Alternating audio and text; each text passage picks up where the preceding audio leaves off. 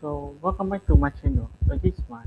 And well, today we will move to a very fascinating topic that I want to share with you for a while. Right? It is called the history of the comics industry. And as many know, the comics industry nowadays is an enormous industry with corporate giants like Marvel and DC, with and also with the newcomers, then the other brands that can closely compete with them, like the Image or Dark Horse Comics. And also in the social field with the ED writers and creators. But the but before comics became so enormous today, what happened to it, and how did it can still survive through many dramatic events and dramatic periods in human history. And so today we will dig in and find out why. And before move to the main content, I would like to say that there is no official way to accurately separate from the periods in the comic industry, and many suggest a longer timeline. So this video only talks of the most common way to tell the ages apart. If you wish to have other opinion, please comment politely below. So let's begin. The first is the Golden Age. So to talk about the Golden Age, we really need to look into the historical context of the time. This in the late 30s, the world witnessed the rise of the fascism and the anti-fascism worldwide. This context required medium to work as also as a propaganda tool to get the public follow their own ideologies and beliefs. And that's in this context, the comics industry was born in a complicated, such a complicated way, and in a very complex context. And with the and so and this context also affected the features of the modern ages comic. The superhero there well can be seen as a propagandic tool with the patriotism, clear morality, often lead the heroes versus fascists or the fascists back then. And despite all of that, there are still spaces for bright stories, for kids, and this period also witnessed the greatest introductions ever. For instance, on the Superman, Captain America, Batman, or Wonder Woman. After World War II, comics started to face its decline as it finished the propaganda service, specifically the superhero genre, and so the writers started extending the genres into the horror, true crime, and romance to stay afloat and to can stick with the jobs. So, but in 1954, a work called Seduction of the Innocent by Frederick Burnham, a criticized comics for the negative influence on the youth at the time, sparked an outrage in the US society. And this was so serious that there were even senator hearings, and the immense public pressure forced the comics industry to clean itself or get controlled by the government. And this leads to the introduction of CCI, or the Comic Codes of Authority. This was a solution to ease the pressure to the industry at the time. The codes brought restriction to comics, and any of which play as limitation to the ideas of what should be shown or what should not be shown to the comics. And for instance, like the good shall always triumph over the bad. No unglamorous or sympathetic portrayal for crime and criminals shall be allowed, and the sensitive specters like gore or nudity were prohibited at the time. And standing in front of that challenge, the comics writer really need to find a way out of this mess. And this is when we move to the Silver Age. The Silver Age, inspired by the science fictions of the time when the American public required need to fulfill their fantasy of science, when they need to fulfill they need to entertain themselves. And as science was thriving at the time, sci-fi became mainstream, and then comics find a way out by letting the sci-fi end its course. And the hallmark to kick off the Silver Age was the reintroduction of the Flash on the Detective Comics, followed by the introduction of the Fantastic Four, and that is when the Silver Age begins. The Silver Age also witnessed the iconic superhero groups like the Avengers, the X-Men, and Justice League, and the writers also start to bring in the flawed heroes into the eyes of the public to let the hero have the back stress in the personality and speak. And in the Silver Age, there is one iconic landmark, and it is the introduction of Spider-Man. And his appearance and success in 1962 marked a change, marked a turning point for comics, and it's proof that hero can also have daily problems, can have daily struggle like normal ones. Hence, authors can, hence making authors find that letting heroes to be more relatable for the readers actually works and can work very well with good execution. And it goes on till the 70s, and this is when the Bronze Age begins.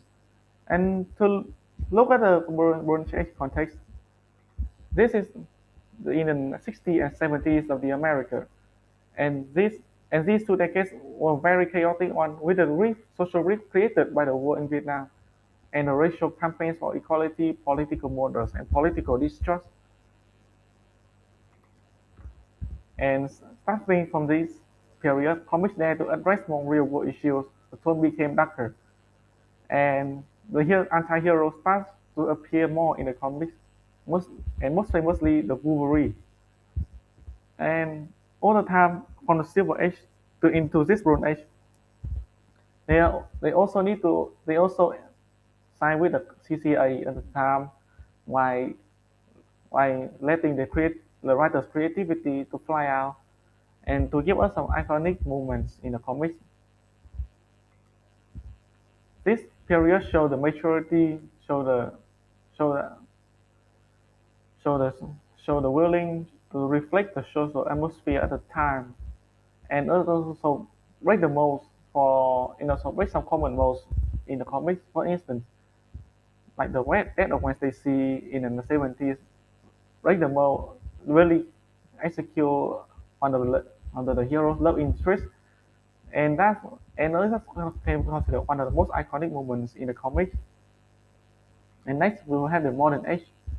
Now, if you look at the timestamps above, you will find that the modern age is far longer than other ages combined than average ages before. Meanwhile, while the ages before did not last more than 20 years, this modern ages seems to have more than that. And for the and for after researching, I would separate them into the three eras. First, when we have the deconstruction era. So deconstruction era in the 30 in started in the 80s when the Americans underwent political conservatism, new Cold War society, post-Vietnam cynicism, and the rallies for equality and equity still went on and became more active and gain more recognition from the public. So starting from the deconstruction way, the way puts the question the heroism itself. Wonder if the heroes that the readers all love are psychopaths, fascists, or already broken. Hence, hence giving the effort to break the mold of conventional superheroes and pave the way for the toneship of dark, gritty, violent tone into the comic. And some of the most iconic comic books are there can tell for the lives of the Dark Knight Returns or Watchmen.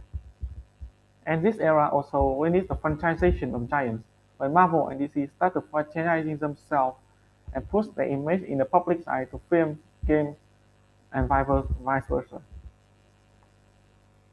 One another notable another notable thing that happened in this era is the rise of underdogs, such as Images Comics and Dark Horse Comics.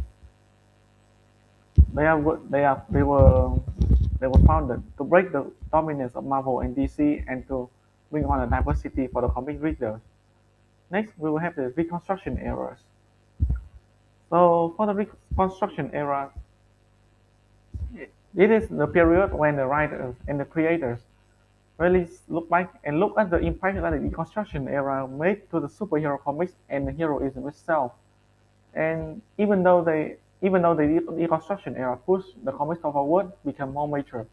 Also, it can be seen that it can be argued that Reconstruction really ruined the meaning of heroism in the front of the public eye. As now, but as superheroes at the time became more like anti-hero, became more violent, became more morally fallible. So the writer shift the focus. Now the questions now became: Can heroism exist in such a complicated world? And the writers start to balance that realistic tone with efforts to restore and renew heroism for modern audience who saw the four imperfect world but still wanting to see a better tomorrow. And we also move to the success of the superhero movies. Superhero movies exist decades before the 2000. But in the 2000, people 2000s is a decade when people can find the most iconic superhero movies like Spider-Man 2 or The Dark Knight, which really make superheroes started to make superheroes common in the public eye. And finally, we will have the digital age starting from the 2010. So in 2010, we need the superhero comics became Marvel phenomenon with the success of the Marvel Cinematic Universe, with the and also with the other other hero projects like the DCU or the Netflix superhero series like Daredevil or Luke Cage. And speaking for the comics, this comic at the time inherited the works of Reconstruction era, and it also extended itself, open its arm more for newcomers, for creators with more diverse background, more diverse gender or sexual tendency other than white men. So it which leads to the modern comics now become an enormous industry where giants, underdogs, and indie writers coexist and created a wide, a wide and a wide and lucrative ecosystem like what we are seeing today. So to sum up, the history of comics show the balanced creativity, innovation, resilience, and passion to generations of writers, artists, and editors. Their efforts turned the once condemned industry to global phenomenon and inspiration for generations of readers to dream, stand up, and try to create a better tomorrow. Despite the flaws, despite the imperfection that they dare to bring in the work, the superhero comics still play an important role in encouraging people to make make their lives better, to make the world better. And that is the end of the video. If you if you like this video, if you like the content that I'm working, please like, share, and subscribe. And if you want to have any ideas or any comments, please comment politely below. And I will see you next time.